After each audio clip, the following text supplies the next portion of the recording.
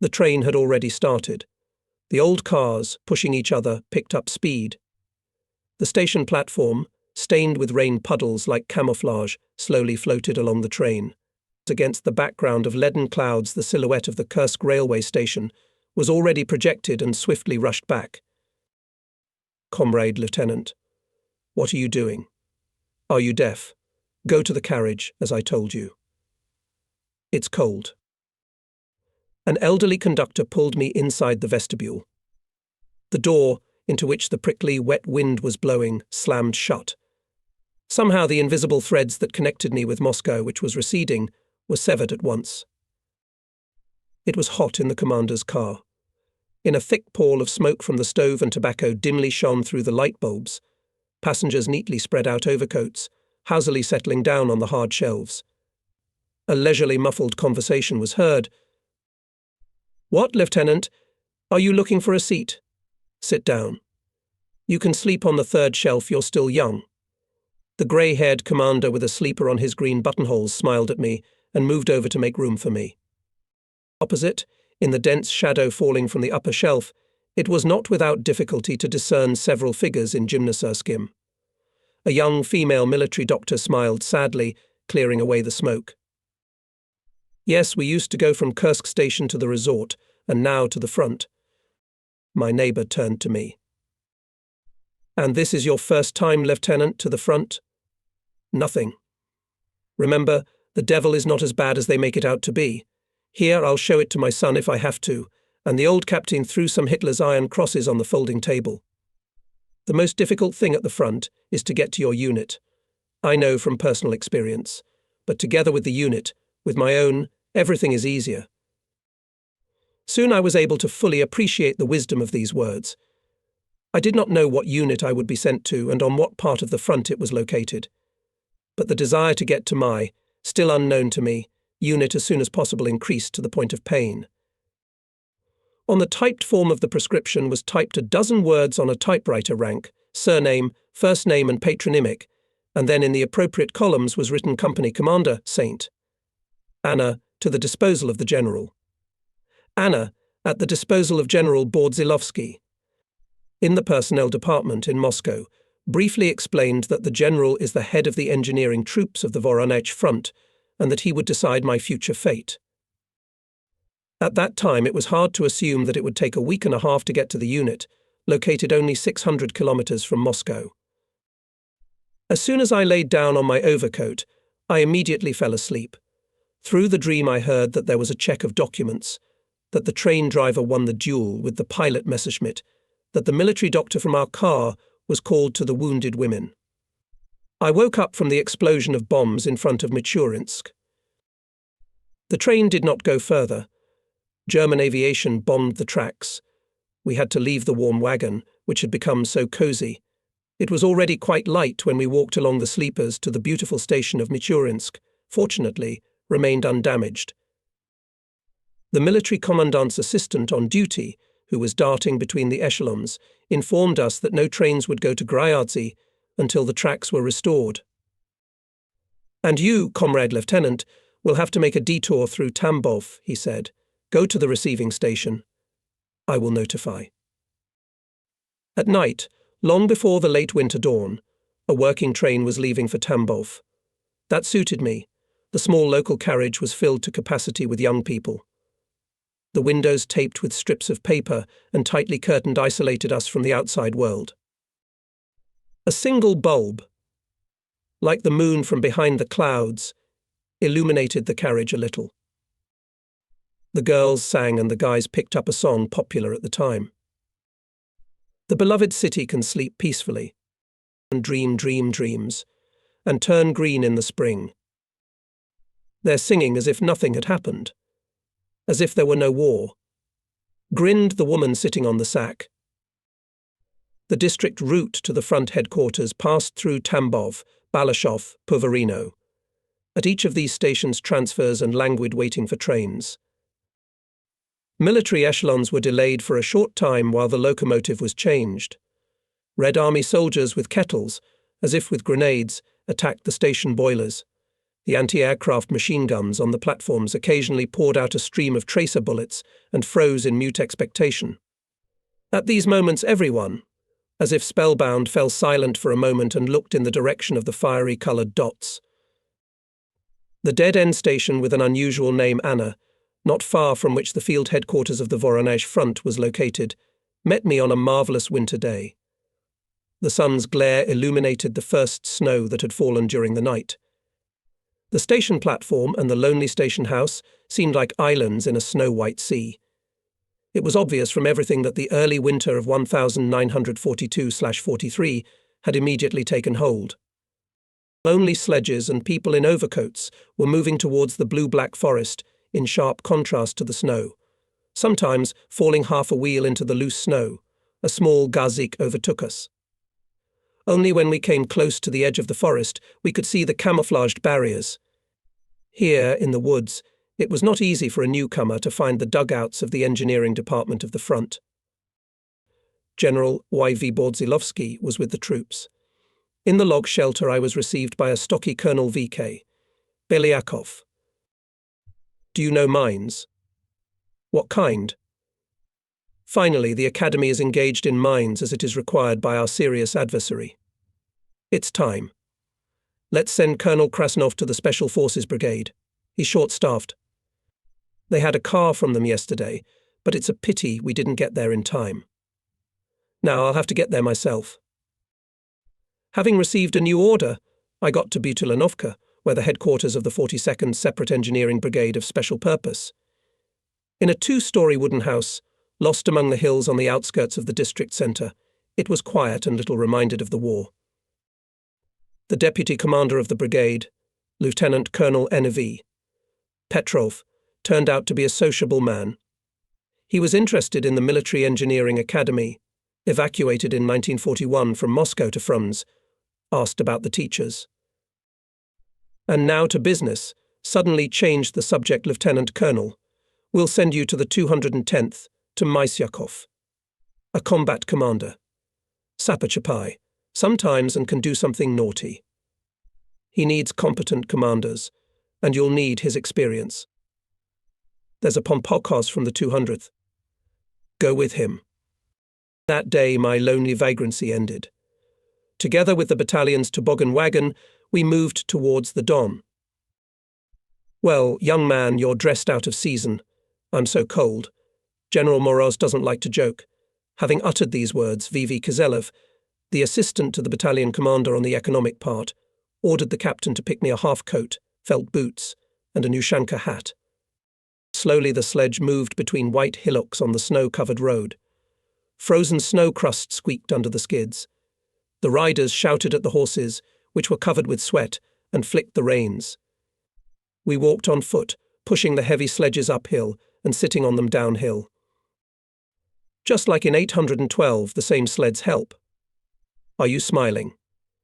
But cars can't get through here now. Only goose-steppers. With his help in 3 days we'll provide the battalion with everything, said, squinting his grey, tired eyes, Senior Lieutenant Kizelev. At first there was frozen silence all around. But the closer we moved to the Don, the louder became the bursts of gun duels and the rumble of artillery cannonade. The barrels of anti-aircraft guns sticking out of the snow-covered trenches became more frequent. To the left and right of the road, under the white masks, one could distinguish rear units and reserve units, and in turquoise intercloud gaps more and more often began to glimpse pairs of our Yak and German messers. Behind in the snow remained villages with native Russian names Klepovo, Zhuravka Ruskaya, Upper Nilusha, and finally on the 3rd day we approached Verkhnaya Maman. Here we could already feel the proximity of the front. On the road the Red Army soldiers were pushing with difficulty the slipping trucks pulling guns with white spots of camouflage on the trailer.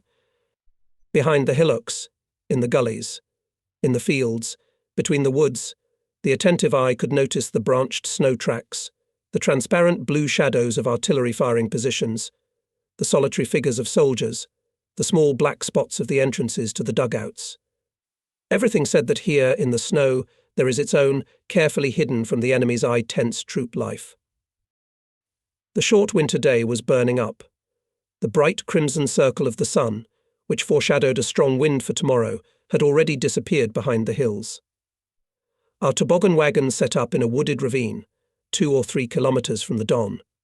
From here, an elderly Red Army soldier from the service department led me along a narrow, snowy path through a forest of young trees to the battalion headquarters. The steam from the frosty air that had blown into the dugout gradually dissipated. A smokestack made of a copper artillery shell shone weakly. From the trench stove smoked a light smoke. It was possible to see the legs of the resting commanders sticking out from the bunk beds. It smelled of fresh bread and tobacco. It was cosy and good after the frost that burned the skin. The commander, sitting in the back of the dugout, at a board table near the map, interrupted my attempt to report. Quiet. Combat is resting. Soon a broad-shouldered man in a wrinkled undershirt and cotton pants slid down from the bunk. His attentive eyes, deeply seated on a large cheekbone face, scrutinized me from head to toe. Having listened to the report, the commander grumbled. From the academy. So, an academician. But to command the company I will not allow you. That's it. I have already made a submission for the nomination of one of our commanders. Even though we didn't graduate from the academy, we're no worse at fighting than others. What is this? Seriously. Or is he working under Chapai, I tensely thought. Battalion commander noticed my confusion and already soft added. Okay, we'll figure it out. Stop spending the night. He then shouted cheerfully, Get up, who is still alive. All the inhabitants of the dugout got up. They brought dinner in cauldrons, took out a cherished flask. Combat Senior Lieutenant F.V. Maziakov himself poured front 100 grams. I hope you are drinking, academician. Not like a senior lieutenant of medical service, he looked in the direction of the battalion Dr. Anya Kolmakova. The norm of the People's Commissar. Well, overnight a friend of the miners. The duty officer reported that the companies had moved out. Basta. It's time for us too. You, Comrade Senior Lieutenant, Maziakov turned sharply to the young commander, will go to the mines with the 2nd Company. Understood. That's right. Deputy Commander for Political Affairs V. Aye. Zaitsev calmly and firmly replied. I think today I'd better go with the 1st Company. Their deputy commander is sick and there are few communists. I'll go with the 1st Company myself. And you, please go with the 2nd. All right, Fyodor Vasilievich, I'll go with the 2nd. It's not the time to argue. It's no time to agitate me either. I've already been agitated. I've been fighting since day 1. From Brest-Pruzheny. That's right. All right then. Let's go. December 1942, bogging down in the snow. The winter was unusually cold for those places. West of Stalingrad, the Don, Stalingrad and southwestern fronts had already closed the ring around Paulus's 6th Army. And to the north from Voronezh to Vishenskaya the front line ran along the Don. At Verkhny Mamo our front line was on the left low bank of the Don. The right bank, occupied by the enemy, towered above us. The wind drove the snow along the frozen river and hummed there, as in a chimney. And the Don? We couldn't see it. Covered with ice, covered with a layer of snow compacted by the wind, it seemed like a clearing connecting both banks. Everyone knew that the Italians were defending in front of us, someone specified, calling the infantry division Cossaria, according to the testimony of a prisoner. The soldiers abbreviated the name of the enemy Italians. Alpine gunners from the 8th Italian Army relatively little bothered us. They did not prevent us from walking at full height between the left bank bushes, talking in full voice, and even occasionally driving up on a steam sled with mines to the bank cliff. Life was precisely regulated. In the mornings, the Italians led a half-hour of sluggish shelling. It was called dopike. Then there would be a pause. By noon they would send a lunchtime load of metal in our direction, and by supper evening. Sometimes Italian narrow-winged planes appeared, dropping small bouncing bombs of the fragmentation grenade type, aptly nicknamed winglets. Our artillery and mortars also timed their firing raids to coincide with the Italians' food distribution periods. At that time, the enemy left their dugouts and were most vulnerable. Such artillery raids were called wishing them a pleasant appetite. On long winter nights, the Italians were restlessly firing flares. Especially brightly illuminated the area of Berezovka, a small village on a high cliff, a ledge of the right bank. Here was a stronghold of the enemy. The Italians were almost continuously firing machine gun bursts into the darkness of the night, as if warning us that they were awake. Our rifle units, occupying the trenches on the eastern bank of the Don, also increased their vigilance at night, looking carefully into the darkness descending on the Don ice. From time to time, rockets were launched from our side and short bursts of machine gun fire were fired. Though Italians are a quiet enemy, but keep your ear to the ground. That's right. It is known that in a quiet pool of devils are found, instructed us combat. And in the evenings, when the commanders gathered in the headquarters dugout, and after the tasking there was time to go to the minefields, everyone asked Lieutenant Technician A.S. Cherkashin to sing. He deftly picked the strings of the guitar and in a gypsy manner began. Here by the Pacific Don, by the gardens of Mammon, the snow is silver. By the steep banks, only a monotonous fire, and the barely audible moans, they give out the lurking. Close enemies. The 210th Independent Battalion of Engineer Barriers, or BIZ for short, was young. It was formed only 2 months ago. Of the 360 men required by the state, there were still less than half. There were only 40 to 45 men in the engineer mine companies, and instead of 3 platoons, there were only 2 each. There were very few young fighters. Most of the miners have long passed over 40. All people were craftsmen, carpenters, mechanics, fitters, people experienced and reliable. It was easy with them. Often they themselves gave good advice. They understood commanders from half a word, but age made itself felt. At my age, my son, it's hard to crawl without a mine, one of them complained to me once. In the military enlistment office, they said for the construction of bridges, but here's where things have turned. A month ago, most of our fighters did not know how to approach a mine, and unit commanders lacked practical experience, but war makes you do anything. During the day we studied and rested. At night we mined the Don bank. A few men blew themselves up. The rest gradually learned all the subtleties and peculiarities of their new, dangerous craft. All of them knew their own mines and methods of their installation firmly, but with the study of mines of the enemy was more difficult. At that time we had mastered only German anti-tank TME and anti-personnel Semi-35. The battalion had their samples. Other mines, including Italian mines, were known to us only from the meagre information of the front headquarters, and we did not even know about some types of mines. And no wonder in all armies mines are classified as secret, even top-secret weapons. They should be a surprise to the enemy not only by the place of installation, but also by design. A miner faced with a mine unknown to him cannot clear it without risking his life. During the training, platoon and company commanders paid special attention to safety measures. Old men, as our commander called them, who had already accumulated experience for many sleepless nights, willingly complimented their commanders. Mine requires care, like a small child.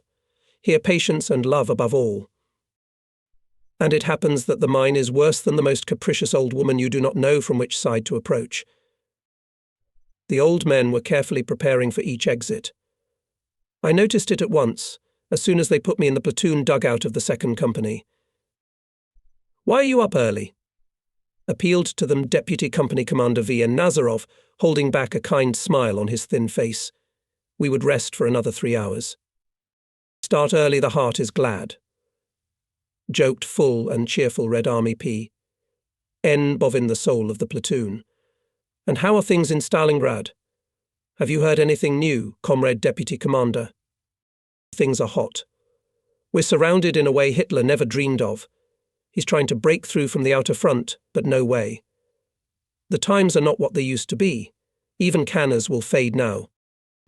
"And what kind of a beast is this?" Bovin asked. "Canners? A village in Italy. Hannibal defeated the Roman army near it. It was a long time ago, Pavel Nikolaevich, so you've forgotten. More than 2,000 years have passed, no joke, smiled Nazarov. And Stalingrad is hotter than ours, you say? Bovin inquired. You're a fool, Pasha. As I see it, Uvarov intervened in the conversation. You read the bulletins, but you say such things. Compared to Stalingrad, we're just a sanatorium now. Uvarov is right, confirmed the lieutenant. But we, comrades, have enough to do. Soon we'll have to go out to mines. I see you're already preparing. Exactly, we are preparing, Comrade Deputy Commander. We still need to check the receipts. You understand we're not going to go for potatoes, the elderly miner SD. Uvarov explained in no hurry. Preparation. You yourself, Comrade Lieutenant, warned that a miner can't make mistakes, added Bovin, shaking his greying head. The talk died down. Everyone returned to the interrupted business. Some were checking the springs and fuse checks, some were cutting detonator cases with penknives, some were removing grease from fuse cases. The time to go out for mining was approaching. One of the soldiers quietly pulled a familiar song. We weren't born miners, but without mines in the war. ...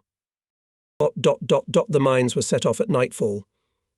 It was a little more than a kilometre to the front line, about 30 minutes' walk. I went on the mission with Shachebak's platoon. The mines were carried first on light skids. Then the skids left in the bushes and went down into the passage of the message. Each of the miners took 2 mines with him. The rest were brought by specially allocated for this purpose old men, who were already difficult to crawl. In the course of the message and in the trench is tight, cannot disperse. Hey, infantry, make way, you see I'm carrying mines. Or we'll take off together, the miners parroted the clumsy infantryman. The detonators and mine detonators, without which the explosives of mines did not work, were with the commanders of departments and platoons. Detonators tried to keep away from mines. December 8th, we mined a section of gentle descent to the Don, accessible to tanks. The narrow sickle of the moon was completely hidden by the middle of the night. Only the sharp eyes of the miners accustomed to darkness allowed them to orient themselves on the terrain. The fierce December frost was trying to get behind the collar and into the sleeves of the coat together with the wind. Do not dare to equip mines in mittens, even though it is cold, Sergeant A.M. Shachebak warned his men. Our work is jewellery. Grease your fingers with goose fat in Mamona. I got it from the mistress. Andrei Markovich Sherbak was then replacing the platoon commander. His large, athletic figure stood out among the others. His broad face was serious and friendly at the same time. He spoke calmly and weightily. Well, the fat is not for everyone, of course, but only for the outfitters. To dig a hole and place a mine in the snow, it is more convenient in mittens. The directions of installation are clear to everyone. Now about the depth.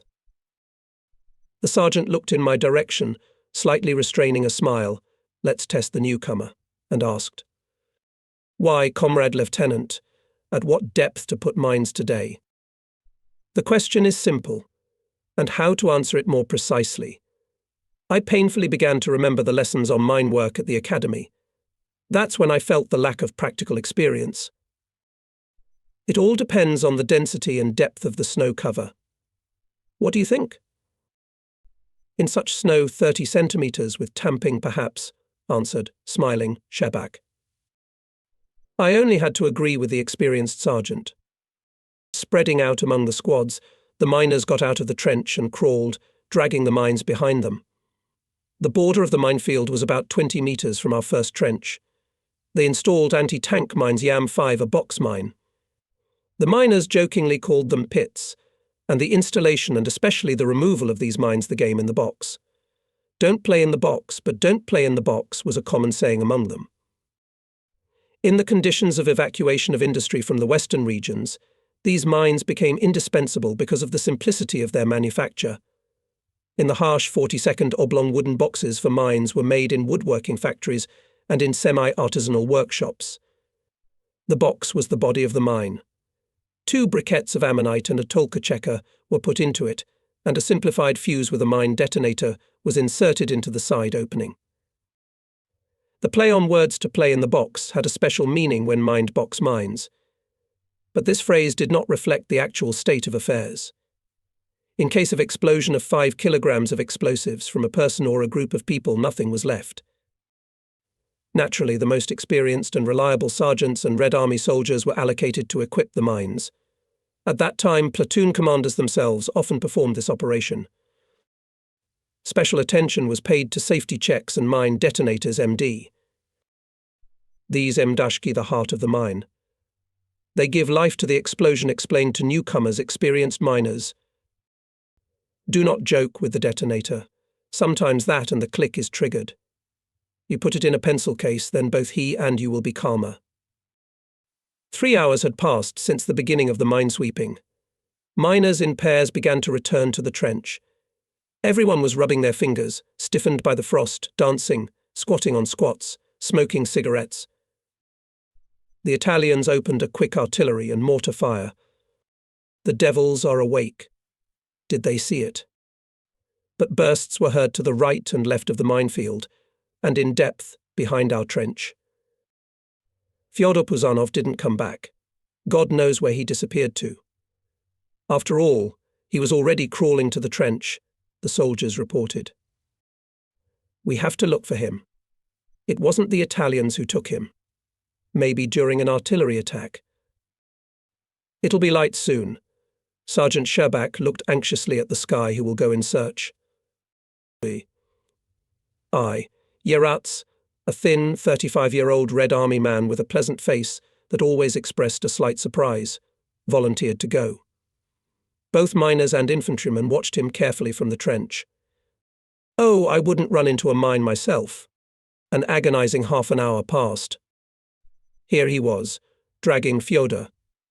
Several pairs of hands took the Red Army man F.A. Puzanov into the trench. It turned out that during the shelling he was concussed, lost consciousness, and fell into a ravine on the edge of the minefield, not far from the trench.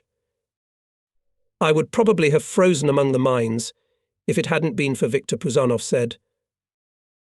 Among the men of the company, Viktor Ivanovich Yerats kept inconspicuous and modest, but in moments of danger as if transformed and was always ahead. He mined and demined a lot on the Don, in Markovka, in Kharkov. In March 1943, during street fights for Kharkov, he was wounded. And here he was pulled out of the fire of the approaching German tank by Fyodor Puzanov. After 2 months of wandering around hospitals, Yerats sent me a message. I still have a yellowed, written in pencil postcard dated May 18th, 1943. Letter from Viktor Ivanovich Yerats, a fighter known to you. Good afternoon or evening, much respected Comrade Lieutenant. I send my kind greetings to you and to my comrades, and to Sherbak AMMM. And I send my low bow to Puzanov Fedor for saving me from death when I was wounded. I am now in a reserve hospital. I'll be back soon. And for now, goodbye to you. I'm still alive. I wish the same for you. We waited for Yerats to return to the company, but he never did. Apparently he was sent to another unit. The commander kept his word. He did not allow me to command the company, but he kept postponing my secondment to the brigade. When a request was made to speed up the decision on my use, he stabbed me with his eyes for a long time, and then joked away.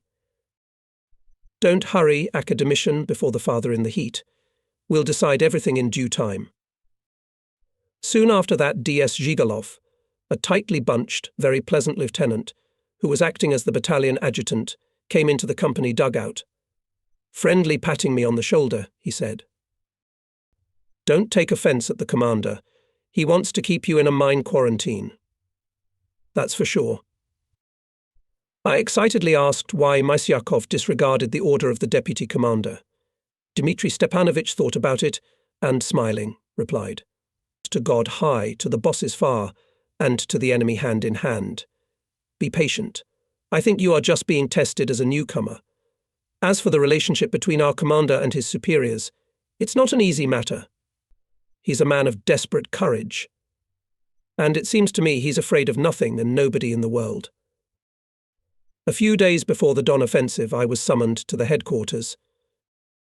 Well, comrade academician, the commander's eyes were running demoniacs, Would you like to take a walk to the Italians? I have a chance to distinguish myself.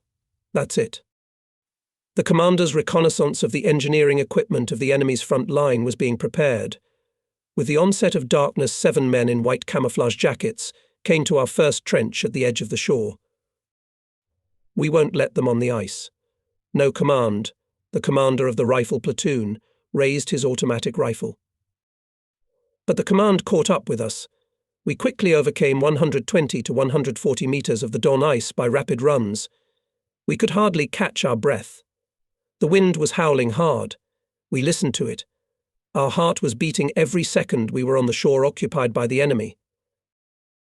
Well, academician, is it scary? Asked the commander. A little scary, I admitted. And from this short but frank dialogue, everyone seemed to feel some relief. The site chosen for reconnaissance of mine blast barriers was between 2 enemy strongholds, Berezovka and unnamed farm. It was not occupied by Alpine gunners and was poorly penetrated by flank fire. We entered a depression that resembled an amphitheatre, the slopes of which were covered with trees. The moon peeking out from behind the clouds allowed us to get a good look at the terrain. With feelers and a mine detector we stepped in strict order, footsteps to footsteps. Now death was beneath our feet. The flashlight beams slipped on the wire, but Zhigalov accidentally stepped on it. My, was all he could shout. Stunned, we waited for the explosion, but it didn't come. Sergeant Shebak, holding his breath, listened to the sounds in the headphones of the mine detector. Then increasing, then fading signals along the axis of the detected wire showed that the frame of the mine detector, then approaching the mine, then moving away from it. Finally, the sergeant bent down and marked the location of the mine on the snow crust. What is this mine? What is the secret of its design? What are the peculiarities of demining? Nothing was known, and it was necessary to remove it without blowing it up and deliver it as a sample to the battalion. Zhigalov gestured to Shebak to move away. Then, having thrown off his gloves, he carefully cut out the hardened white crust with a sapper knife and began to rake the snow with his fingers. Having cut the wire with wire cutters and cleaned the mine, he began to scrutinize the cylindrical metal casing. The lieutenant's fingers shuddered a little from the cold, or from internal tension. Dima, let Shebak disarm it, the commander said half-voiced. But Zhigalov only shook his head, held his palm over his face, and again bent over his dangerous find. Soon he handed us an Italian anti-personnel mine. It was about 16 centimeters high and about 10 in diameter. The casing at the top showed small windows. The upper fuse had already been unscrewed by Zhigalov, but there was a protrusion on the side that resembled a second fuse, which also had to be removed. With the help of feelers and a mine detector, we found a dozen more mines hidden under the snow plastic and metal pressure and tension action. We began to remove these samples. Enough. Combat wiped profusely appeared on his forehead sweat. It's time to return. So, thanks to this reconnaissance, was able to find out that the Italians have not moved mines in winter. Some of them froze into the ground. The rest, under a layer of snow, were seized by a crust of ice. And although the possibility of explosion of individual instances was not excluded, in general, the minefield was not a serious danger. And in this too, the Italians did not adapt to the Russian winter. And on our shore, the accumulation of troops began. Artillery and infantry kept arriving and arriving. They camouflaged themselves in the bushes. Cars were hidden in ravines. They unfolded insulated tents. It got crowded. Everyone was talking about Stalingrad. They shared the latest news about the heavy fighting. Kotelnikovsky, Aksai-Isalovskaya River, Verkhny-Kumsky settlement, these names were repeatedly mentioned in the conversation. The situation on the bridgeheads in the city itself was discussed with special excitement. Stalingrad events attracted everyone's attention. And now it was our turn. The 210th BIS began to remove some of the mines, which were placed by our own hands, to arrange passages in the remaining minefields and fence them with wire, so that our own men would not be blown up. At the same time, we were preparing shields for the crossing of troops on the ice of the Don. Of course, we could not yet know the plan of the upcoming operation, but we guessed that it was connected with the battle for Stalingrad. And indeed, our Sixth Army, commanded by Major General F.M. Kharitonov, turned out to be the right flanking army, which contributed to the reflection of Hitler's attempts to break through to the encircled, also 6th Army of F. Paulus.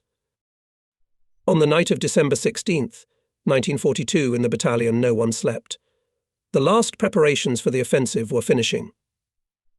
At 8 o'clock in the morning the artillery began to speak, and from its mighty voice for an hour and a half the frosty air shuddered. In the band of the 267th Infantry Division, in the operational subordination of which was our battalion, the forcing of the Don was planned north of Berezovka. The ice there had already reached 35 to 40 centimetres, but near the banks was much thinner. Numerous holes very weakened the carrying capacity of the ice cover. 2 companies of our battalion, with the beginning of the artillery preparation, immediately began to set up a track crossing for light tanks. At first the Italians, dumbfounded by the howling of continuously flying artillery shells, gave no signs of life, and our work on the laying of shields moved quickly. Combat ran along the strip of shields and hastened the soldiers. "Come on, brothers, hurry up. Connect the shields carefully. Do not disgrace yourselves at the crossing. That's how it is." But as soon as the light tanks moved along the shields laid on the ice, and the infantry in scattered chains went to the right and left directly on the ice, the enemy, who had been silent until then, opened fire. On our bank funnels smoked, leaving around soot, as if from extinguished fires. Infantrymen began to fall on the ice, and then the miners who were passing tanks on their shields. One of the Italian shells hit right on the shield track. 2 shields shattered into splinters, the neighbouring ones were thrown aside. On the axis of the crossing formed an ice hole. The tanks stopped. Golikov shouted with all his might, the commander, "Give me spare largi and shields. Why are you lying low? You can't hide under the ice. The front line is the edge of life. Here we must fight for life." Junior Lieutenant V.I. Golikov, together with several soldiers, dragged the improvised harness to the destroyed part of the crossing. Nearby an enemy mine slapped and exploded. One of the old men only shrieked and fell into the hole. "Hold his legs," shouted the junior lieutenant, and plunged headfirst into the icy water. He hardly managed to grab the wounded man by his coat and pull him to the surface. Another 5 minutes passed. The enemy's fire weakened but did not cease, and the breach was hidden under a long, solid roll of logs. Tanks with impatiently snorting engines again went to the right bank of the Don, and Golikov, hastily wiping his broad face and wet hair, already covered with silvery ice, was stubborn. "Come on. I won't leave until I miss the tanks."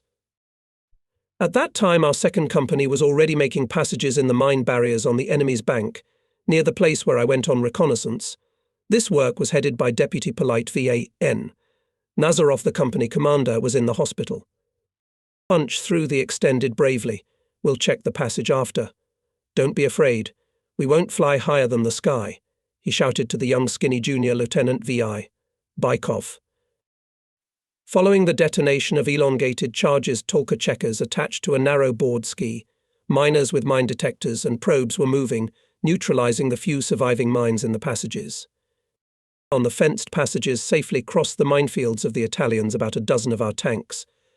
But suddenly at the very enemy bank, one of the tanks went off the shields and fell through the broken ice with its tracks.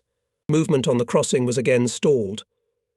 But to our right, 1.5 kilometers away, a rutted crossing equipped by divisional sappers ensured non-stop movement of tanks and artillery. And on the left, about 2 kilometers away, operated the 207th Independent Battalion of Engineer Barriers. In the morning of December 16th, 1942, under the cover of artillery preparation, he began to lay shields on the ice. Some of the firing points located in the cliffs of the opposite bank were not suppressed. The enemy opened heavy machine gun and mortar fire. The battalion immediately suffered casualties in personnel. A few hours later, the 207th BIS was transferred to the construction of a pile bridge near the village of Berezovka. Here it worked in conjunction with the 15th Independent Bridge and Pontoon Battalion. Despite heavy enemy fire, the bridge, 160 meters long, and with a load capacity of 40 tons, was finished by the scheduled date by dawn on December 17th. 73 men were lost by our neighbours from enemy fire during the construction of the crossing and the bridge. This was almost half of the combat personnel of their battalion. Somewhat less was lost that day in our 210th BIS. VV Kaiserlev had to take out on the ice even riders from the utility unit. They helped paramedics to pick up the wounded. Running past me, the Pompokos stopped for a moment, took a breath and shouted, "Here's a quiet Don for you, father, and a quiet Don. It looks like hell, only instead of boiling tar ice water. And people are doing their job, they don't care." Under the blows of our troops, the Italian defence collapsed in a day. Only separate units isolated from each other continued to resist. The 210th BIS, overwhelmed by the avalanche of the offensive, hurried along the rutted toboggan road up the mountain to Tsapkovo. German messers were continuously attacking the columns from the air, trying to make up for the lack of combat tenacity of their Italian allies on the ground. People fell, cars overturned, but the columns moved forward unstoppably. Before evening, the battalion entered Tsapkovo, a small village with houses scattered between deep ravines. It was to be demined. Tsapkovo met us with a heavy sight. On the wastelands and streets of the village, at the steep ravines, at the dugouts, even on the steps of the houses lay corpses in grey Italian overcoats and tunics. Bizarre poses, faces distorted by fear. Death had befallen the Italian soldiers when they, fleeing from our fire, fell under the fire of German barrier units. Next to the dead were lying light Italian carbines with hinged bayonets, which seemed toy-like. Here also wandered mules, the main draught of the Italian units. The frightened animals, shaking their long ears, squinted at us, as if asking, "What is this doing?" There was actually nothing to demine in Tsapkovo. Our advancing units bypassed this village, which became a graveyard for hundreds of enemy soldiers. In the second half of December, frost suddenly changed to blizzards. The air warmed a little, but the roads were badly snowed. The columns stopped.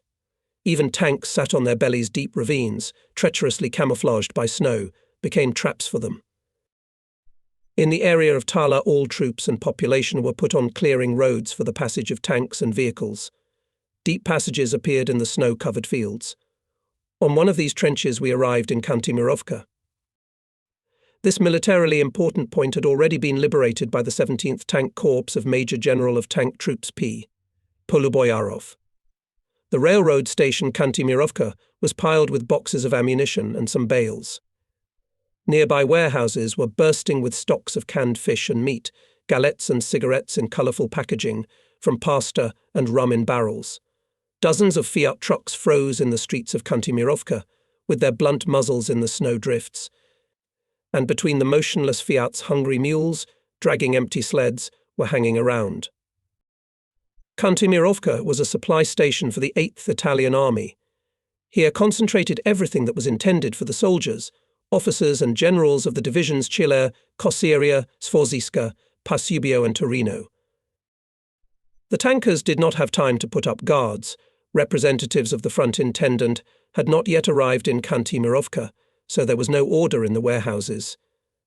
But as soon as the initiative was taken by Valerian Vasilievich Kizelev, the Pompokos of the 210th BIS, everything fell into place. On the outskirts of Kantemirovka, we finally warmed up in a one-story brick house. It was there, in this house, that the liaison officer delivered a package with the news about awarding Masyakov and Nazarov with the Order Red Star, and other fighters and commanders with medals. Combat liked it. "It's time for you, academician, to take the company. Leave immediately. That's it. Prepare, Dima." The order for the battalion, he ordered his favourite Zhigalov. But the immediate departure to the company was unexpectedly delayed. The sentry opened the door and shouted with all his might, "Air!" Senior Lieutenant V. "Aye."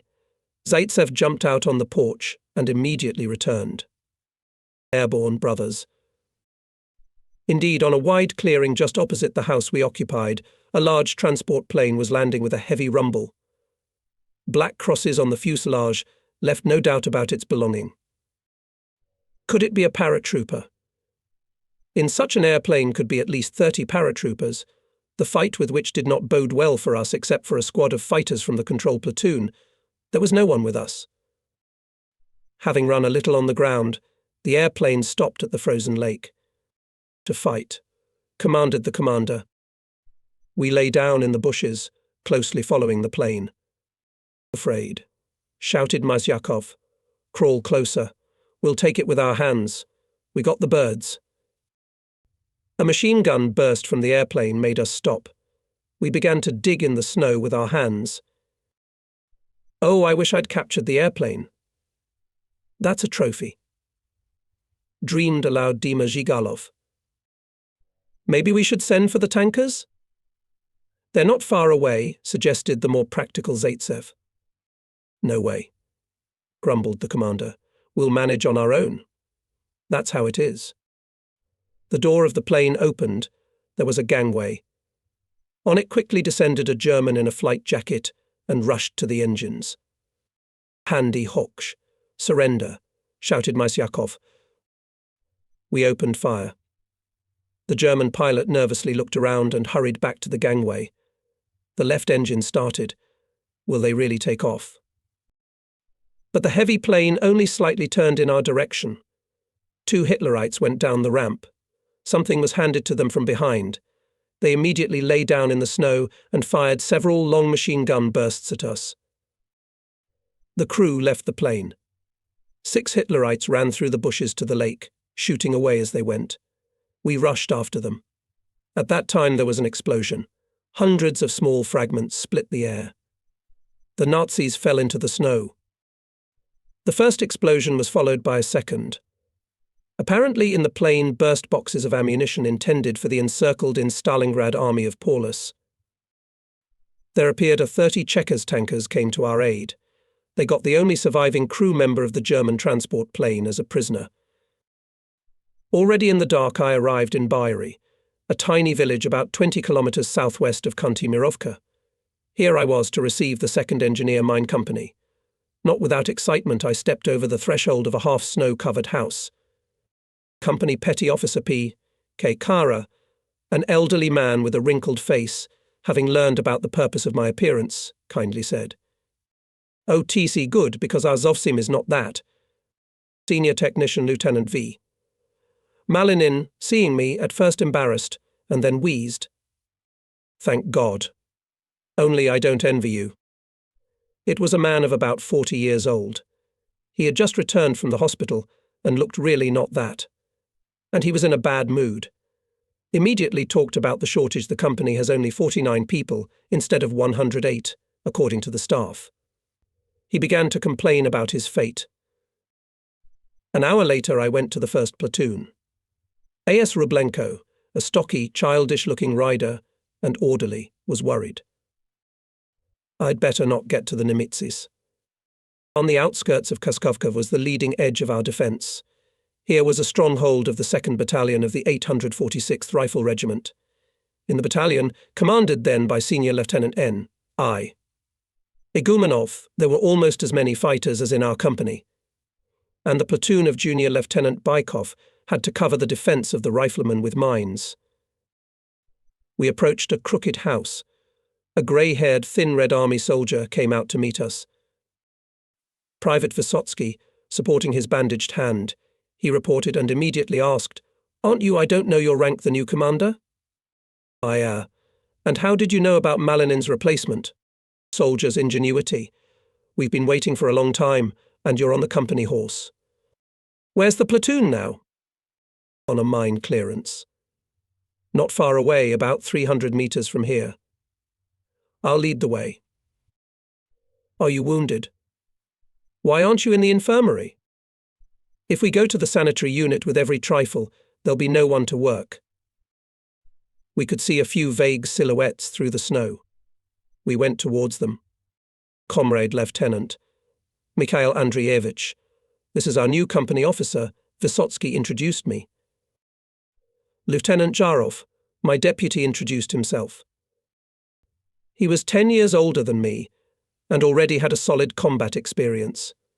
I felt some awkwardness, but the lieutenant immediately made it clear that he was glad of my appointment. The platoon was installing YAM-5 anti-tank mines. "Oh, it's a hassle to equip them," complained Zharov. "I tell the miners don't forget about the pin. Remember, life is like a tear on an eyelash." For precautionary reasons, when equipping mines remained one of the most experienced miner, usually the commander of the department. Others were on the sidelines. The company had already used a safety check, proposed by someone from the old men. It greatly increased the safety of the work.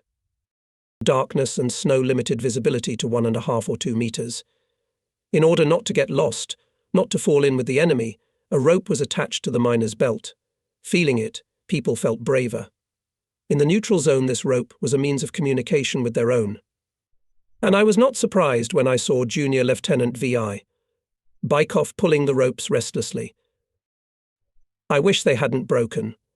It's pitch black," he repeated several times without addressing anyone. At dawn, the platoon gathered in the house assigned to it. M.V. Vysotsky had already boiled tea. As is customary when receiving a unit, I asked if there were any complaints, grievances. The old men only smiled in response. "What complaints now? You can't make Hitler sorry by complaining."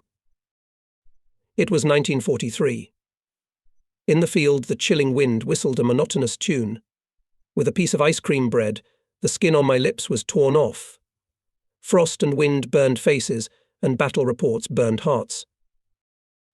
There were bloody battles near Stalingrad. The enemy was trying to break through to the encircled grouping of Paulus. The Don front came to the rear of Hitler's 6th Army, and our 6th Army, being in 300 kilometers from Stalingrad, was again preparing to attack. This time, the 210th Battalion of Engineering Barriers was on the left flank of the offensive in the area of Ostrogoshsk, Rossosh. The 2nd Engineer Mine Company received an urgent order to arrive in the area of Markovka. In the deep snow, the company moved slowly, and time quickly. In a light sled, I went forward for receiving the task at the NP of the 846th Rifle Regiment. Not far from the observation post of the regiment, below, in the milky grey mariva of winter dawn, floated the roofs of the village, turned by the enemy into a stronghold. In this cold winter, the battles for settlements took on a special significance, and the Germans, who replaced the Italians on our section of the front, fiercely defended the occupied places. They were afraid to violate the Führer's order, but they were even more afraid of General Moros. Having found the regimental engineer, I reported that the company was on the march, and some of the soldiers with the deputy remained to surrender the minefields. "What are you talking about?" "In 30 minutes, the attack." The division commander arrived at the regiment's NP. Again, he says, engineering is late. The infantry went up to the attack with a shout of hurrah. The enemy, silent until then, immediately opened heavy fire from mortars and machine guns. The attack was choked. Some commander in a coat came up. The case Kana. What he meant, the failed attack or the promise of my superiors to put me on trial for the company's tardiness, it is unknown. But then Company Commissar Volodya Nazarov arrived and said that he had brought one platoon on a sledge. I went to the regimental NP with a report. The commander of the 267th Rifle Division, Colonel V.A.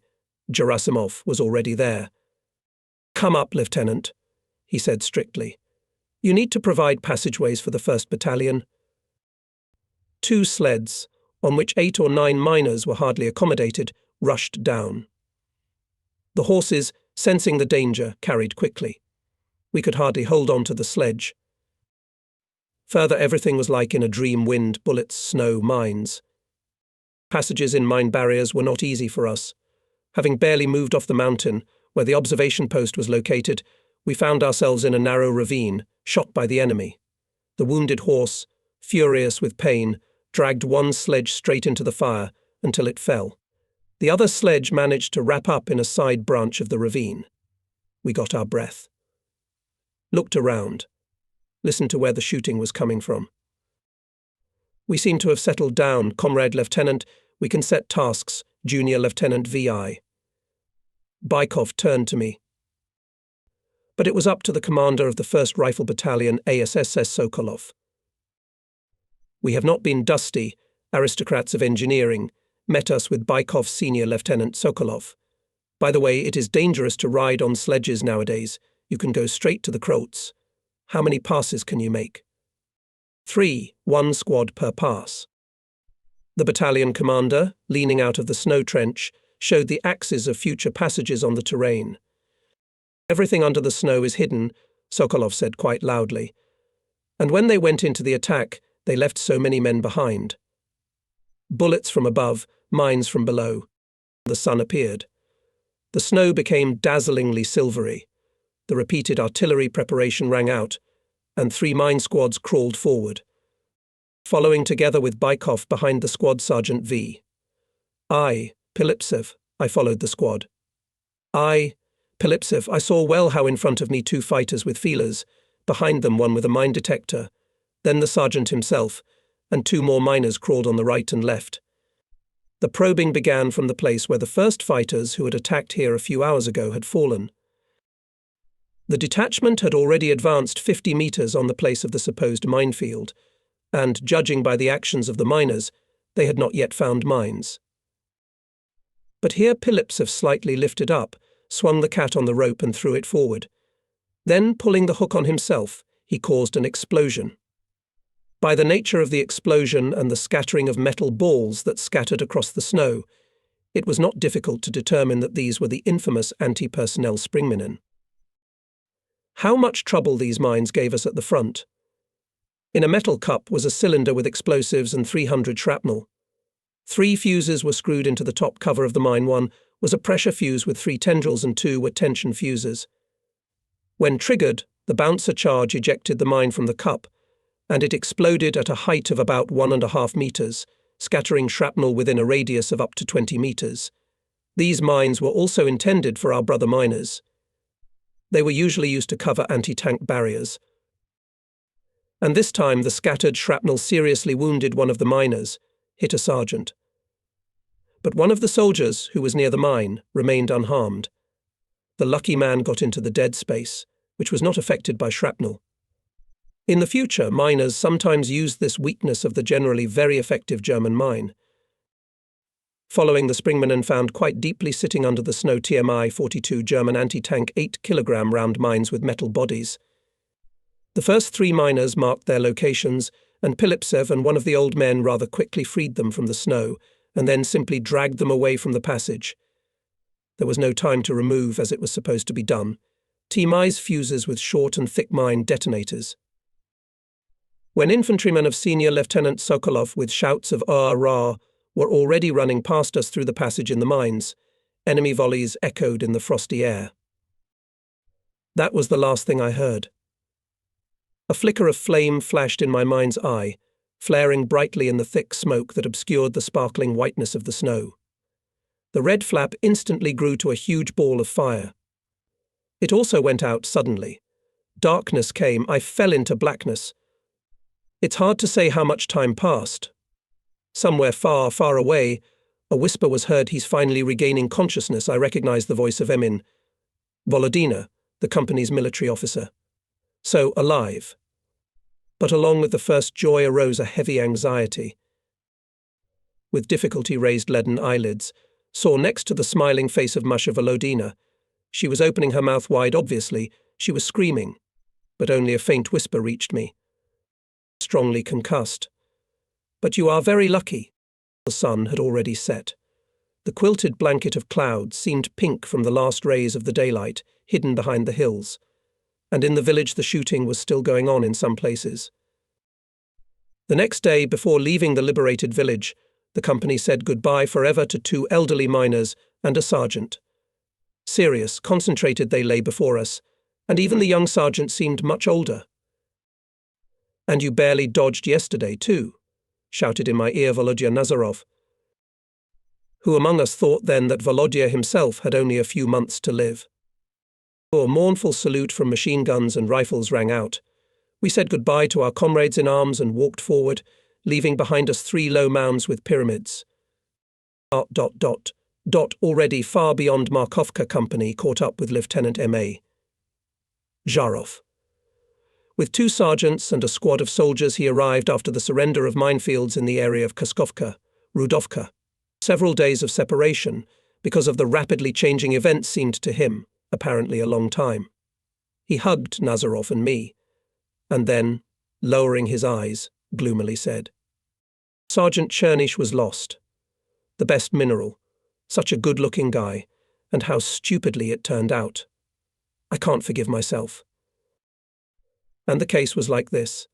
Sergeant V, Chernish, a squad commander.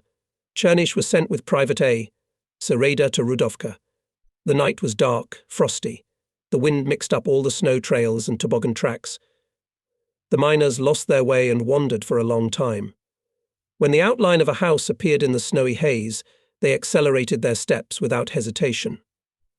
When they came closer, a machine gun burst. Sereda cried out and fell. Sergeant Chernish took the wounded man on his shoulders and crawled away. About an hour later they heard dogs barking. And again machine gun bursts struck. There were cries of halt. Trying to get his bearings, Chernish dragged Sereda in the opposite direction.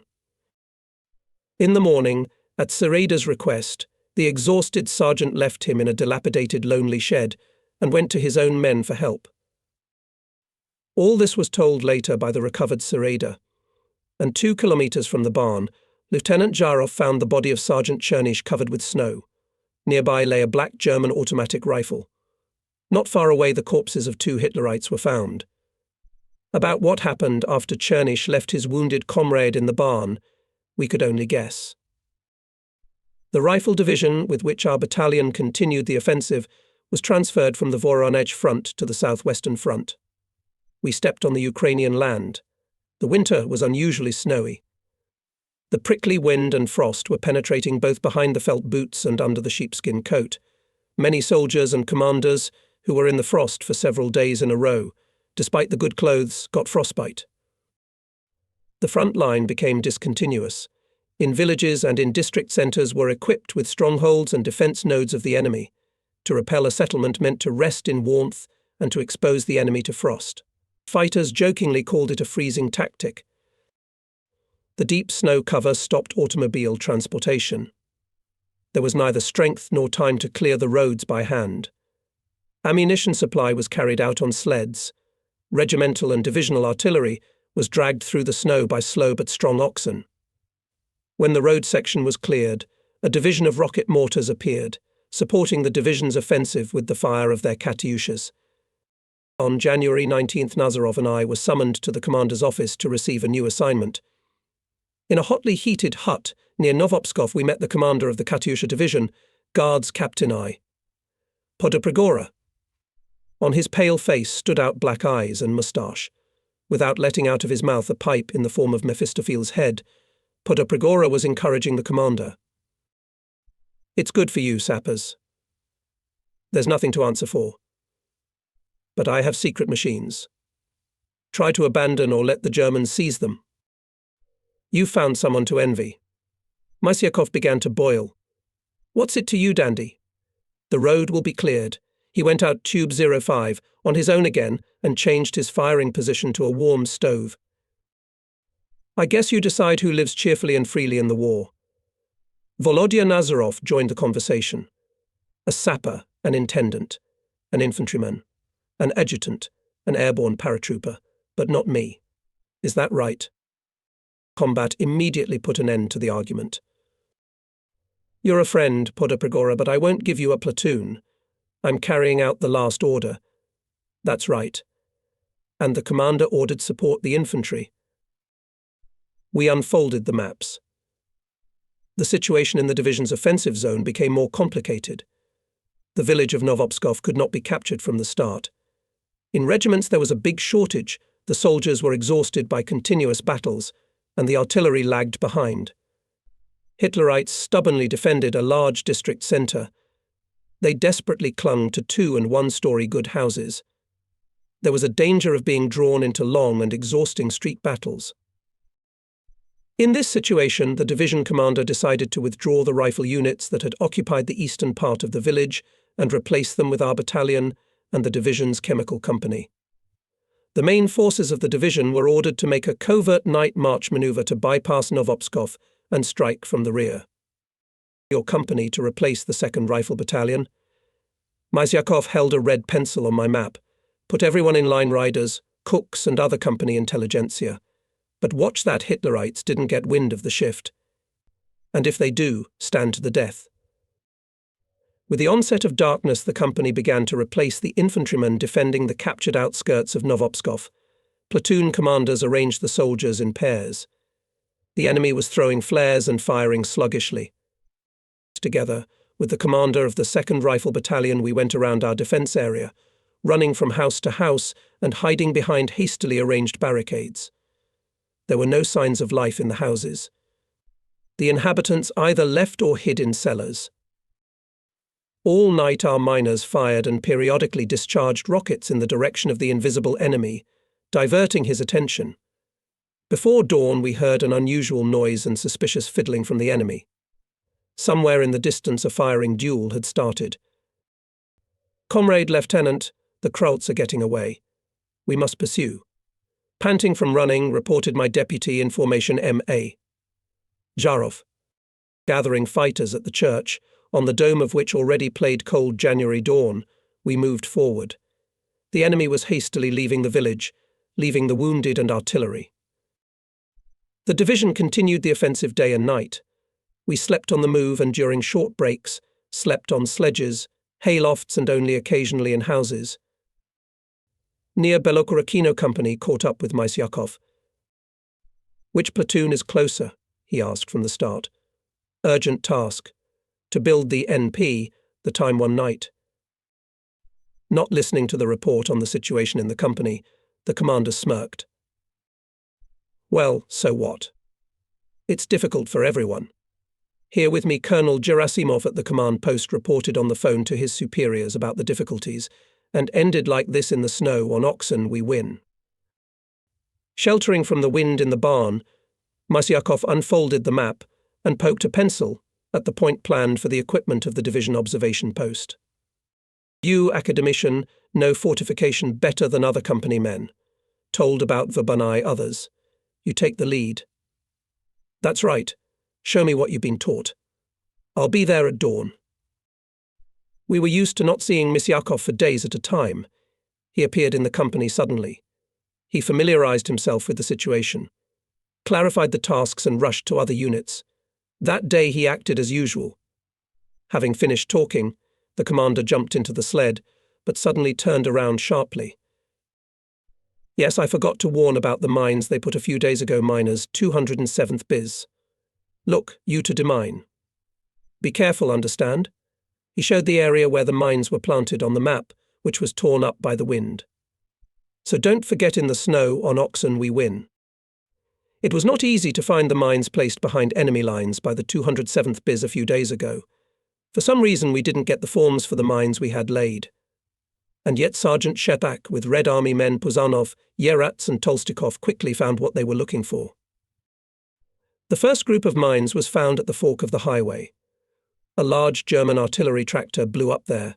Having fallen on the side, it blocked the highway, and Hitlerites made a detour winter road, not giving themselves the labor to remove the remaining mines. During demining, our miners found here already rare domestic TM-35. These square anti-tank mines in a metal case were produced before the war. They had an explosive charge, which was clearly too small for medium and heavy tanks, but they were known to be easy to carry and safe to install. The second group of mines was 500 meters away near a highway intersection. It was found by a wrecked military passenger car, the remains of which were visible near the road. The third group of mines was found near the railroad station. "Aren't you looking for mines?" asked Nazarov, old man railroader, when miners approached the station. "If so, follow me. I'll show you where the partisans set them." "What partisans?" asked the deputy commander. "And who knows them?" "They were in white coats.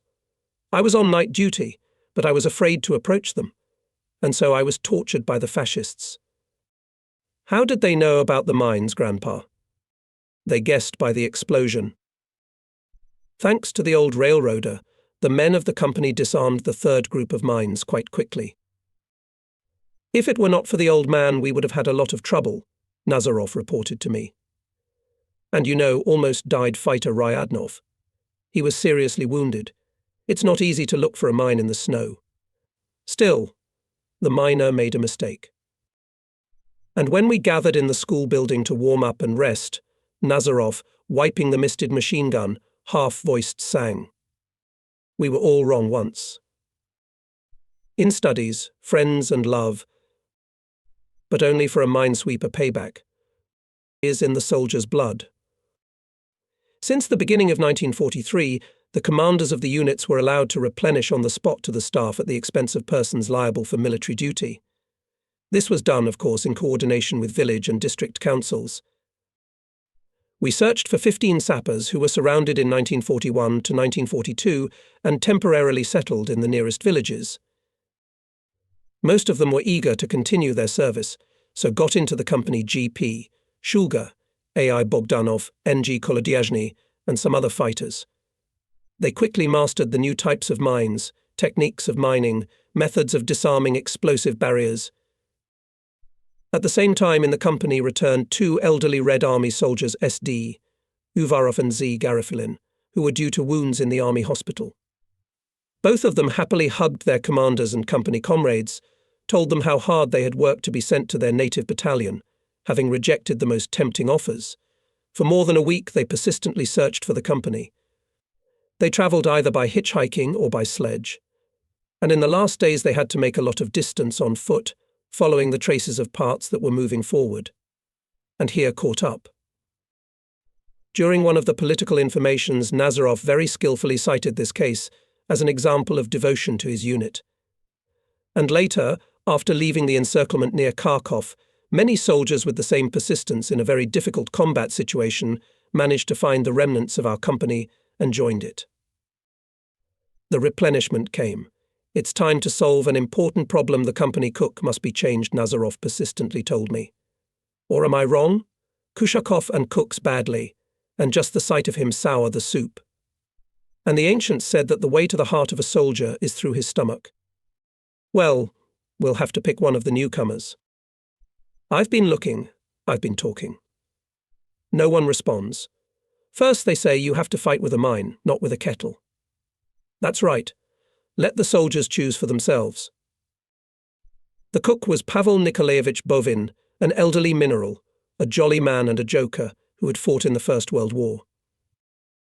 All right, if you're not afraid that I'll stuff your stomachs with explosives, I'll make a taste of your metropole. Soon Bovin invited Volodina, the paramedic, and me to sample the soup. The cheeks are not salty at all. What's the matter, comrade company officer? I put half a bucket of salt in. I guess the salt is still young. The soldiers surrounded us and laughed. Yes, with a chief like Uncle Pasha, everything will be delicious. At the end of January, our division was stopped at the boundary of Svatovo and went to the defence. After intense fighting, the units received replenishment and pulled up rear units that had fallen behind in the deep snow. The company started mining west of Svatovo and along the Krasnaya River. We installed German metal mines TMI 42, which we got as war trophies in large quantities. For the third day I was in the newly formed 3rd Platoon, which was commanded by a capable and brave young man, the namesake of the commander of the 2nd Platoon, Staff Sergeant M.S. Danilov.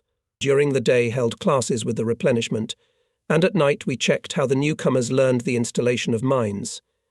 My main task was to assist the temporarily appointed platoon commander. Suddenly, a liaison officer arrived. The battalion commander called me. The commander of the 2nd Guards Company. Mysyakov had already stopped calling me academician. Get your assignment. Have you heard about the new events? News of the events of early February 1943, great joy echoed in our hearts. The German group at Stalingrad has been completely eliminated. Almost 250,000 people lost the Nazis. Even then, it was difficult to overestimate the importance of this victory. Everyone felt a decisive turning point in the course of the war. Deputy Volodya Nazarov was reciting Olga Bergolz's poems with youthful delight. And the hour has struck. The first blow has struck. The villain is retreating from Stalingrad. And the world gasped, recognizing what loyalty means, and the rage of men who believe. The two of us rushed to give talks in the platoons. Everyone was celebrating, hugging each other, kissing. As if in response to the Stalingrad events, the troops of the 6th Soviet Army north of Svatovo went on the offensive in the direction of Balaklia. The 210th BIS was brought back again to the Voronezh front, under the command of which the brigade was. Our battalion was given the task of demining the banks of the Don. The commander ordered the 2nd Company to move independently to the area of Pavlovsk, and we left Svatovo. The way was long. From Svatovo through Rovanki to Pavlovsk on the Don 350 kilometers. The terrain crossed by ravines under deep snow seemed to be a white plain. We were getting farther and farther from the front line to the rear. Only the hum of airplanes and howling of wind occasionally broke the icy silence. The head guard of the company column was followed by a kitchen, mounted on a sledge. Its smoke waved shamefully ahead of the company. Platoons followed on foot, trying to keep up with the company cook Bovin. Weary soldiers sat down on the sled of the economic unit. It allowed to recover strength and make transitions on 35 to 45 kilometers a day. The snow-covered road was marked by cars sticking out from under the snow, broken wagons and long-ago stiffened enemy corpses. We got off the highway and followed the shortest route. But even here, like milestones on the way, frozen bodies could be seen near the powdered tracks. 2 days passed. The company caught up with a slowly moving column of prisoners. They looked miserable. The prisoners were accompanied by several boys of about 15 to 17 years old, armed with Russian 3-line rifles and Italian carbines. "Who are you?" "We are from the extermination squad." "Where are you taking the prisoners?" "To Rovanki." "They'll warm up there. While they were hiding, they got shriveled up. They were looking for us to surrender." The Italians really wanted to surrender. They didn't hide it. They dreamed of one thing: to finish the agonizing transition through the Russian desert, which was frostbound. At one of the crossroads in the whiteness of the snow blizzard, we met a group of civilians. Some were dressed in tattered coats or cloaks. Others had on their shoulders the Russian half-coats with which they had been supplied on the way. With their backs turned to the wind, the men huddled closely together. The petty officer who accompanied this group came up to ask how best to get to the nearest village. "And who are these people?" we asked. "God knows them." Now there are a lot of foreigners on our land. A young soldier, who was accompanying the foreigners together with the petty officer, intervened in the conversation. "Well, comrade petty officer, they are French. There is even one academician among them." We approached and talked. Some of the Frenchmen spoke little Polish and Russian, and the others helped as much as they could.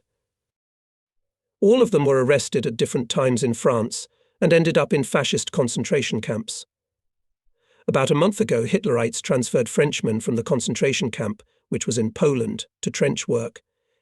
Somewhere to the east of Kharkov, on the defensive line of the enemy, they were liberated by the Red Army units. What did they experience? "It is better not to remember," they said, "but now we are happy that we got rid of fascists." The Red Army good, no wonderful, but the Russian winter is bad, very cold. But the Russian food is wonderful. After the fascist camps, it seems that we are fed in the best Parisian restaurant. Among us is a doctor of medicine of world renown. Here he is. A tall, thin man, about 60 years old, was led under the arms. One of the tribesmen said something to him, and the old man took out a thick, crumpled paper from under his coat and rags. It was carefully unfolded, protecting it from the evil wind, and we made out the name of the French National Academy. Apparently this paper was carefully hidden from the Nazis. The old scientist was obviously considered the banner of the whole group. We explained to the petty officer who these people were. We provided them with Italian galettes and cigarettes. We showed them the way to a nearby village and warmly said goodbye to the former prisoners of Hitler's concentration camps. The only woman in our company, Masha Volodina, a military paramedic, did most of the way on foot. She walked alternately with each platoon, silently listening to ingenuous soldier stories and anecdotes. Tired soldiers, seeing Masha next to them, pulled up, walked briskly. They got used to her. In their own way they took care of her, protecting her from many military hardships, and Masha treated everyone equally and attentively. Usually Volodina and Nazarov went forward at the end of the day on light company sledges. As lodgers it was not easy to find a place to spend the night. A large part of the settlements from Ravenki to Rossosha and further to Pavlovsk was completely burned. Only stove stacks sticking out of the snow, and wounded branches of apple and cherry trees from homestead gardens confirmed that the topographic maps did not lie, and there really used to be villages on these places. In some places there was smoke coming from under the ground. It was the inhabitants, faithful to their native places, who equipped dugouts near the ashes of their houses or adapted the surviving cellars for habitation. People were rarely seen. I remember meeting an old woman who was carrying burnt logs on a sled with a boy, either for fuel or to build a dwelling. We stopped. The old woman smiled at us. "What's new, sons? How far did they drive Hitler away?" "Not very far." "Where do you live, Granny?" "It's not a question of where. You can always build a house. If only my sons were alive." I was immediately reminded of my mother. She can't wait for news either. We must help the woman. It's even harder for her than for our mothers, as if Volodya Nazarov guessed my thoughts. They are in the rear. You know, I'm alone with my mother. What it's like for her, think about it. It's probably no easier for yours either. 4 sons and all at the front. Letters take a long time. Maybe your mother knows something about your brothers? No, Volodya, she doesn't write anything new either. Mother's letters. I used to get them with every mail, and when there were breaks in the fighting, I often received 2 or 3 envelopes at once. Every line written by my mother was dedicated to my 3 brothers. All of them were older than me and had volunteered in July 1941 in the People's Militia. Izyaslav commanded the regiment's reconnaissance platoon, Neum served in an artillery unit, and the oldest Georgi was a private in a rifle division. My mother connected me not only with my brothers. Thanks to her, I even knew the fate of many of my friends. Talking with the deputy, I did not take my eyes off the elderly woman we met. Volodya Nazarov immediately allocated a cart to bring her logs. The soldiers set up a stove in the basement equipped for housing, shared their rations. Everything was done as for their mothers. We approached the city of Pavlovsk from the eastern bank of the Don, which had previously been occupied by the enemy. Having passed the ashes of several Pryden villages, the company halted at the road descent to the ice. Ahead, on the opposite steep bank, small 1- and 2-story houses and thick brown brushes of denuded tree branches could be seen. This was Pavlovsk, badly battered by the war, but retained the signs of a nice and cosy provincial town. But it was not the picturesque Pavlovsk that attracted the attention of our miners. Their eyes were immediately drawn to the place from where we had just come. After all, it was there that we were to work. From the side of the road, the banks of the Don were fenced with barbed wire. In some places on the snow we could see the corpses of people who had been blown up. Obviously they were afraid to take them out of the place where unknown death lurked under the snow. Small signs by the roadside with a laconic inscription mines were also noticeable, confirming our assumptions. The experienced eye of a mineral noticed on the snow, only available to him for deciphering. Slightly noticeable details: a protruding peg, a silver hair of broken and coiled wire, a shallow funnel, a hillock. Yes, not 100 deaths are slumbering here under the snow. A snow pie with a mine filling like this is not easy to crack. Right? Nazarov said quietly. We passed through a wide passage in the minefields, made by our army colleagues during the offensive, and descended to the ice. And the soldiers kept looking back at the snowy banks stuffed with mines. Everyone knew soon they would have to enter into single combat with this, so far potential, insidious and many-faced death. 2 days to rest, to wash up, to put everyone in order. That's it. 3 more days for combat training mines, demining techniques, security measures. And then get to work, set the task met us in Pavlovsk, Commander. Soldiers and commanders warmed up, washed and slept for many days past in battles. In the headquarters of the company on Vorovskogo Street, 9 we bent over a map and schemes of minefields. I have to go. And you try to be careful on these minefields. It is impossible to make a mistake here. My deputy in the formation part, Lieutenant Zharov said with concern, going to Voronezh for replenishment for the battalion. Much depends on us, the commanders. Fighters pay for the mistakes of commanders with blood. And blood, as old Mephistopheles said, is a juice of a very special quality. Isn't it? Volodya Nazarov said with his usual emotionality. Yes, there was a lot to think about. We had to allocate a group of the best miners for preliminary reconnaissance and removal of samples of mines, without which it was impossible to effectively conduct training. February sun burned the top layer of snow, and it began to melt like a stearin candle, exposing some of the wire tension mines. Staff Sergeant Shebak turned around and shouted, "Permission to go alone. You move away just in case." Andrei Markovitch somehow inwardly gathered himself, took a breath of air and, exposing a mine detector in front of him, stepped onto the minefield. Carefully and slowly, as if under him the edge of the abyss, put his foot on the snow. After listening to the frame of the mine detector, he carefully probed the snow cover with a special stylus. Large drops of sweat glistened on Shebak's face in the sunlight. He nodded to us and squatted down. It seemed that a long time had passed, and Shebak continued to remove thin layers of snow, as archaeologists do when digging up precious antiquities. Finally, the senior sergeant stood up, showing us with a slightly trembling hand a long 35-centimetre cylinder. At the bottom, the metal body of the mine was flattened with a wedge for embedding in the ground or snow, and at the top it was wrapped with a wire spiral. The walnut-coloured metal cylinder turned out to be a tension-acting anti-personnel fragmentation mine. "I got a new one," Shebak shouted. "It looks like our POMs. A round Tolka bomb is inserted on top." Shebak's trial search, which lasted more than 2 hours and cost not only him but also us a lot of tension, was successful. Andrei Markovitch removed several samples of mines unknown to us. We were preparing extended and concentrated charges, incendiary tubes for their detonation, mine cats. For continuous demining. The mines were not to be discharged but exploded. It was impossible to risk people.